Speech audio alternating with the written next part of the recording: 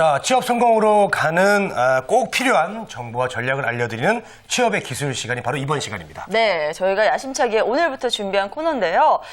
그래서 야심차게 준비한 만큼 정말 또 똑부러진 전문가 두 분을 모셨습니다. 그렇죠. 예. 이분 아주 오랜만에 뵙습니다. 한국커리어개발원의 표영종 대표, 그리고 페어링 HR의 신용종 대표와 함께합니다. 어서 오세요. 네, 두 분 감사합니다. 안녕하세요. 네, 반갑습니다. 네, 저는 말이죠, 오늘 이 게스트들을 네. 저는 역전의 용사들이라고 부르고 다시 한번 뭉쳤습니다, 우리가. 그래서 뭔가 네. 좀 보여줘야 돼요, 오늘. 네. 오랜만에 뵀는데 오늘 각오가 좀 남다르시죠? 예, 한 2달 만에 뵌 것 같은데 하여튼 반갑고요. 또 제가 방송은 떨어져 있었지만 전국에 있는 많은 학생들하고 또 만나면서 취업과 관련된 많은 또 일들이 있었고요. 그런 부분들을 또 경험 살려서 이번 방송에 또 매진하도록 하겠습니다. 네. 정말 약속해 주십시오. 네. 자, 그럼 오늘부터 저희가 새로운 코너를 준비를 했는데 신효종 대표께서는 또 앞으로 이 코너 어떻게 이끌어 가실지 알려주시죠. 예, 이제 매주 채용과 관련해서 항상 이슈가 나오고 또 뉴스가 많이 나옵니다. 이러한 것들을 좀 구직자분들의 눈높이에 맞게 좀 분석을 해드리고요. 또 취업 전략도 함께 전해주는 이런 그 코너로 진행을 하고자 합니다. 네, 자, 매주 화요일 이 시간이 아주 기대가 될 것 같습니다. 네. 자, 그럼 이제 준비해오신 내용을 좀 살펴볼 텐데요. 먼저 표현정 대표께서 준비하신 취업 경쟁력 지수에 대해서 좀 알아보죠. 어떤 의미인가요? 예.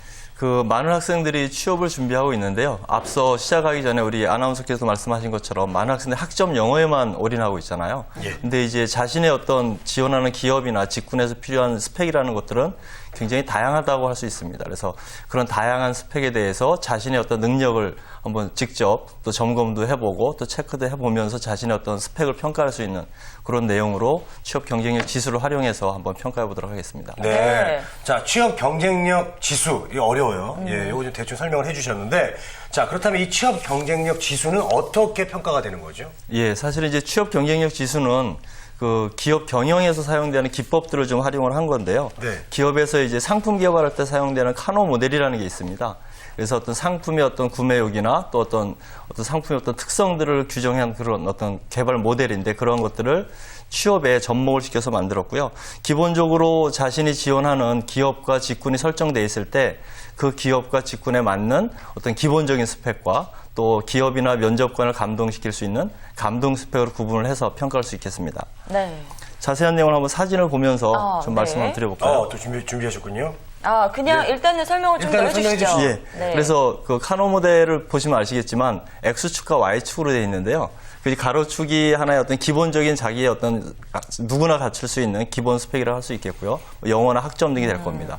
또 세로축은 기업에서 또는 면접관이 어떤 감동을 받을 수 있는 기업에 대한 이해라든가 또 남과 다른 차별화된 어떤 스펙들을 우리가 세로축에 있는 그 감동 스펙이라고 할 수 있는데 그 양축을 자신의 어떤 여러 가지 항목에 대해서 평가를 통해서 자신의 위치를 찍어볼 수 있고요. 그 위치에 따라서 자신의 점수를 확인할 수 있겠습니다. 네. 자, 그러면요. 기본 스펙이나 뭐 감동 스펙 평가 항목에 따라서 이제 점수가 매겨져가지고 자신의 취업 경쟁력 지수가 나오게 된다는 예, 그런 말씀이시죠? 예. 그 부분을 좀 더 설명해 주시죠. 예, 그 많은 학생들이 취업을 준비하면서 누구나 알고 있는 스펙들이 있습니다. 그러한 것들이 학점이나 영어, 또 동아리 활동, 또 연수 활동이나 또 봉사 활동, 굉장히 많은 그런 활동들이 있는데 그런 것들은 이제 누구나 다 알고 있고 준비하고 있는 스펙이라는 것이죠. 네. 이제 이런 부분들이 결국은 서류 전형에서는 굉장히 중요한 스펙이 될 겁니다. 하지만 면접에 가서는 어떤 영어나 학점 이런 것보다는 자신이 지원하는 기업에 맞춰진 그런 어떤 역량들을 보여줬을 때 기업도 면접관도 감동을 받을 거고요. 그런 스펙들을 우리가 감동 스펙이라고 하고 그 두 가지 측면에 대해서 우리가 평가 항목을 정해서 스스로 체크하고 자신의 수준을 어떤 알아볼 수 있는 그런 지수라고 할 수 있겠습니다. 네. 자, 그렇다면 기본 스펙, 감동 스펙, 식스팩 어떤 게 가장 중요할까요? 네. 저는 식스팩이 제일 중요한 것 같고요. 네. 좀 가중치를 좀 둘 중에 더 주신다면? 뭐 종합적으로 보면 결국 이제 감동 스펙이 제일 중요한 스펙이 될 수 있겠고요. 다만 예. 이제 제가 봤을 때는 그 서류 전형이라는 게 있고 또 면접 전형으로 나뉘어지지 않습니까? 네. 그 서류 전형에서는 결국은 이제 점수에 의해서 기계적인 필터링에 의해서 결정이 될 텐데요. 그런 기계적인 필터링이라고 하면 가장 중요한 게 학점이나 영어나 자격증이나 또 많은 활동들이 아마 그에 해당이 될 겁니다. 또 면접에 가면 그런 어떤 점수에 의한 것보다 그 사람의 자질이나 역량이나 또 또 그 기업에 대한 이해도나 또 직무를 수행할 수 있는 능력 이런 것들이 더 중요한 스펙이 될 수 있기 때문에요. 서류 전형에서는 기본 스펙이라고 할 수 있는 부분, 면접에서는 감동 스펙이라는 부분들이 절대적이라고 할 수 있겠습니다. 네. 신현종 대표께서는 어떤 생각 갖고 계신지 궁금해요. 예, 네. 저도 이제 표용정 대표님의 이 감동 스펙이 더 중요하다. 예, 이 부분에 또 동의를 합니다. 네. 최근에 이제 KB 같은 경우도 이제 인문학으로 사람을 평가하겠다 이런 부분 좀 나왔고요. 또 네. 토익 점수 기재하는 날은 올해부터 없앴습니다. 이런 부분을 보면은 역시 감동 스펙이 더 중요하지 않나 이런 의견을 좀 가지고 있습니다. 네, 그렇습니다. 뭐 저도 좀 공감하는 게요. 기본 네. 스펙은 뭐 이렇게 좀 바로 이렇게 바꿀 수는 없잖아요. 좀 힘들잖아요. 하지만 감동 스펙은 좀 자기 노력 여하에 따라서 충분히 바꿀 수 있다고 생각이 듭니다. 네. 자, 지금이라도 여러분들 감동 스펙 만들 수 있는 점이 있으면 좀 노력해 보시기 바라겠습니다. 네. 자, 신용현 대표님, 어떠십니까? 감동 스펙. 감동 스펙. 뭐 사실 뭐 면접 전에 가서 우는 게 가장 좋다 이런 우스갯소리도 가끔 하거든요. 예, 어떤 자신의 그 성공 스토리를 바탕으로 자신의 전과 후를 비교할 수 있는 이러한 내용이 바로 감동 스펙이 될 것입니다. 자신의 변화 여기서부터 시작하는 스펙을 한번 만들어 보시기 바랍니다. 네. 자, 그럼 지금이라도 감동 스펙을 만들 수 있는 부분은 어떤 게 있을까요? 많은 학생들이 지금 이제 공채 시즌이 시작이 되잖아요. 그럼 그 기업에 대한 환경을 이해하고 또 그런 이해를 하는 과정을 통해서 관심을 갖는 게 굉장히 중요한 것 같습니다. 이제 그런 관심 속에서 이력서도 작성이 될 수 있고요. 또 자기소개서에 그 기업에 맞는 내용을 가지고 자기소개서 쓸 수 있는 것이죠. 그러한 과정들이 면접에 가면 이제 얼굴에 쓰여 있다라는 겁니다. 회사에 대한 관심, 열정이라는 것이요. 그래서 지금 이제 시즌이 시작되다 보니까 짧은 기간인데 그 회사에 대해서 좀 더 관심을 갖고 알아보고 또 경쟁사와 비교 분석해가면서 어떤 자신의 어떤 자신감을 쌓는 게 지금은 굉장히 중요한 스펙이라고 생각이 됩니다. 네. 네. 네. 자, 오늘 내용을 좀 또 정리 한번 해볼까요, 그러면? 예, 오늘 뭐 짧은 시간 취업 경쟁력 지수의 어떤 필요성에 대해서 말씀을 드렸고요. 네. 앞으로는 이제 그 학생들의 어떤 수준이나 또 그런 모형에 따라서 어떤 전략도 한번 같이 제시할 수 있도록 하겠습니다. 네, 그리고, 알겠습니다. 네. 자, 그럼 이제 신현종 대표께서 준비해 오신 내용 한번 살펴보겠습니다. 오늘의 주제 화면 통해서 만나보시죠. 와, 뭔가 길게 나왔어요. 네. 네, 신현종 대표의 취업의 기술인데요. 예. 대기업의 신규 채용 인원 제대로 보자, 사회 기업에 대해서 알아보자, 채용 설명에 제대로 참여하는 법 이렇게 세 가지를 가져오셨는데요. 예, 일단은 뭐 대기업과 관련된 채용 내용부터 한번 짚어볼까요? 예, 맞습니다. 일본 여러 그 기업들에서 이제 채용 공고를 올리고 있는데요. 이런 취업 경쟁력 지수를 확인한 다음에 당연히 취업 공고를 찾아보겠죠. 네. 예, 이런 채용 공고에 보면 올해 얼마나 채용하는지 이런 그 내용들이 좀 나와 있습니다. 그래서 네. 이런 대기업들을 가지고 오늘 조금 얘기를 좀 나눠보도록 하겠습니다. CJ 같은 경우는 올해 하반기 4,400명을 채용하겠다 이렇게 밝히고 있고요. 네. 또 이랜드 같은 경우도 650명을 선발하겠다. 또 이런 기사가 나와 있습니다. 하지만 또 최근 기사를 잘 살펴보면 대기업이 올해 하반기 한 절반 정도만 채용에 나서겠다 이런 내용이 있거든요. 그래서 이런 하향 취업이 되는 그런 숫자가 좀 많아질 것이다 이렇게 좀 전망을 하고 있습니다. 네. 이와 관련해서 과연 몇 명이나 대졸 신입으로 채용을 하는지 한번 좀 알려드리고자 합니다. 네. 네. 그리고 4,400명, 650명. 이 정말 적은 숫자가 아닌 것 같거든요. 네. 근데 뭐 문제가 있나요? 문제가 있으니까 가져왔죠. 예.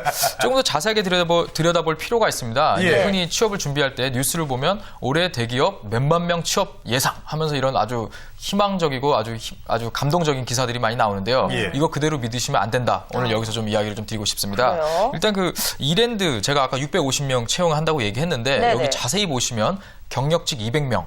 인턴직 200명, 대졸 신입직 250명입니다. 그러니까 650명이 아니고 대졸 신입직은 250명을 선발한다는 얘기고요. 네. CJ도 아까 4,400명 우리 재건해주께서 놀라셨는데 예. 이것도 잘 보셔야 됩니다. 예. 경력직하고 고졸 신입 1,630명. 이게 포함된 숫자가 빠지면 실질적으로 대졸 신입직은 딱 1,000명입니다. 달랑 주네요. 1,000명, 예, 1,000명 확 뽑네요. 줄어들죠. 네. 그렇기 때문에 상당히 경쟁이 높고요. 그리고 또 이제 하나 더 얘기를 드리자면 SK 같은 경우도 올해 4,500명 하반기 선발하겠다 이렇게 밝혔거든요. 예. 여기도 잘 보시면 2,000명 정도만 사실 신입사원으로 뽑겠다고 나머지는 경력직인데 또 이 2,000명의 고졸 신입사원 SK도 사실 뭐 울산이나 이런 쪽 포항 이쪽에 공장들이 많이 있거든요. 이런 쪽에 고졸 신입들 포함한 숫자이기 때문에 실질적으로 대졸 신입은 상당히 적다. 예, 그래서 절대 이런 기사에 홀리지 마라. 좀 이런 부분을 좀 얘기 드리고 싶습니다. 아, 네. 이렇게 알고 나니까 좀 허무한데요. 네, 그래서 실제로 뽑는 대졸 신입의 수는 그렇게 많지 않다는 그런 말씀이신데 그렇다면 보통 대기업 공고가 이렇게 나면 몇 명 정도가 지원을 하게 되죠? 예, 보통 많이 경쟁률을 많이 물어보시는데요. 네. 일단 예. 기업의 인기에 따라서 좀 다릅니다. 이제 보통 삼성의 경우는 이제 5만 명이 넘는다 이렇게 좀 알려져 있고요. 네. 보통 대기업들 이 채용 직군의 경쟁률을 보면 일반적으로는 150대 1에서 한 200대 1 정도 됩니다. 상당히 높거든요. 예. 예. 웬만한 뭐 대학 경쟁률보다 당연히 높고요. 뭐 최근에 뭐 오디션 열풍이죠. 거의 오디션의 그런 경쟁률에 그러네요. 육박하는 이런 그 어렵습니다. 그래서 네. 대기업 취업하는 것이 상당히 어렵다. 좀 준비도 많이 해야 된다. 이런 부분을 반드시 좀 알아야 된다는 것이죠. 네. 네. 자, 알겠습니다. 경쟁률이 참 높네요. 예. 자, 두 번째 주제 살펴보도록 하겠습니다. 네. 요즘요, 사회적 기업에 대한 이슈가 높습니다. 예, 이 사회적 기업, 어떤 기업을 말하는 거예요? 예, 일단 그 사회적 기업에 대해서 이제 대학생들이 좀 알고 있는 게 좀 오해가 있어서 좀 가지고 나와봤는데요. 예, 예. 사회적 기업 육성법이라는 게 있습니다. 좀 법적으로 이렇게 육성을 하고 있는데요. 예. 보통 그 취약계층이나 사회 서비스가 필요한 분들에게 이런 그 서비스를 제공하고 또 이제 지역 주민들의 삶의 질을 높이는 이런 그 사업을 공익 목적의 사업을 하는 이런 회사를 말합니다. 이런 활동을 통해서 어떤 재화, 서비스, 용역, 영업 활동 등을 말하는 회사인데요. 보통 이제 요즘 대학생들이 문제가 NGO나 뭐 이런 다른 좀 큰 일을 하는 또 이런 그 좋은 일을 하면서 안정적인 직업을 가질 수 있는 약간 이런 직업이다. 이렇게 좀 약간 오해하는 분들이 좀 많다는 것이 문제죠. 그런 거 아니었나요? 예, 저도 그렇게 알고 있었는데 네. 예, 절대 아닙니다. 일단 그 제가 볼 때는 일단 다른 블로그나 다큐멘터리 네. 같은 데서 좀 이런 그 영향을 많이 받는 것 같은데 예. 뭐 그런 분들이 있습니다. 취업을 하고 대기업에 힘들게 취업해서 보니 너무 삶이 힘들어서 내가 이런 길을 걷는 게 맞나 싶어서 뭐 회사를 그만두고 홀로 여행을 갔더니 뭐 물질적으로는 상당히 뭐 부족하지만 행복해 보이는 뭐 아프리카 사람들을 만났다. 그래서 무슨 네. 땡땡땡 단체를 만들어 이 사람들을 도와주고 있다. 뭐 이런 내용들을 보면서 사회적 기업이 이런 일을 하는 걸로 잠깐 착각하는 이런 분들이 좀 많다는 것이죠. 네. 그래서 이제 이런 분들한테도 물어봅니다. 야, 너 연봉 중요하지 않니? 너 돈 모으는 거 중요하지 않니? 너 이런 식으로 물어보면은 아, 중요하죠. 또 이렇게 얘기하거든요. 예, 어떤 자기가 생각하는 거랑 좀 다르다. 이런 부분을 좀 한번 짚고 넘어가야 된다고 좀 얘기를 드리고 싶습니다. 네, 네. 자, 그렇다면요. 이 사회적 기업에는 어떤 사람이 또 어떤 마음가짐으로 지원을 하는 것이 좋을까요? 예, 일단 그 돈을 벌겠다. 뭐 내 자아를 뭐 높게 실현하겠다. 이런 분들 좀 어렵고요. 일단 일반적으로 보통 기업들은 이제 이윤을 추구하잖아요. 근데 이런 그 사회적 기업 같은 경우는 이윤을 추구하는 것보다는 어떤 그 사회를 돕겠다. 사회에 어떤 변화를 주겠다. 이런 데서 나타나는 여러 가지 사회 그 안전망이나 이런 그 서비스에 대해서 그 필요로 하는 이 수요자들을 위해서 직업이 좀 발생하는 부분입니다. 일자리가 좀 네. 발생하는 부분이거든요. 그래서 이런 내가 사회를 위해서 일을 하겠다. 이런 마음가짐 없으면 좀 취업을 생각하지 마라. 좀 이렇게 얘기를 드리고 싶습니다. 예. 네. 근데 저 사회적 기업에 저는 이 좀 안정적인 욕이 참 궁금해요. 표 대표님. 아니, 저 먹고 살아야지 무조건 이게 사회만 이해해가지고 살 수는 없잖아요. 맞습니다. 예. 저도 또 첫 직장이기 때문에 그 첫 기업을 선택하는 게 굉장히 중요한데요. 특히 그 사회적 기업이라고 하면 사회적인 어떤 인지도도 있고 또 많은 봉사 또 사명감을 갖고 있지 않으면 자신이 어떤 근무하기가 쉽지 않은 회사라고 생각이 됩니다. 그런 측면에서 그 회사의 어떤 사회적인 활동들이 얼마나 지속성을 갖고 있고 또 진실된 면을 보여주는지 또 많은 사회 어떤 단체로부터의 어떤 코어이라든가 또 그런 어떤 기여도 이런 부분들이 기업을 선정하는 데 있어서 가장 중요한 부분이 아닐까 생각이 됩니다. 네. 네.